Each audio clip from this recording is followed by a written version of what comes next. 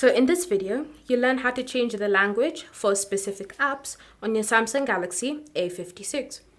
So if you want to change the app language for an app on your phone without actually changing the whole system language, then this is what you need to do.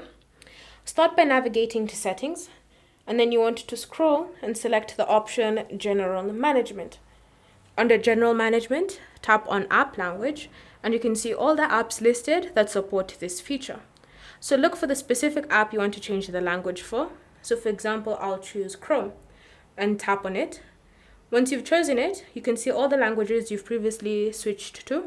And then if you scroll even further down, you can see additional languages you can apply to the app. So all you need to do is simply select one of those languages. And then you should see it's successfully changed from system default to the language that you've just chosen. So the next step is to test it out. So navigate to that specific app, and then you can see it's been changed to French from the region of Belgium successfully.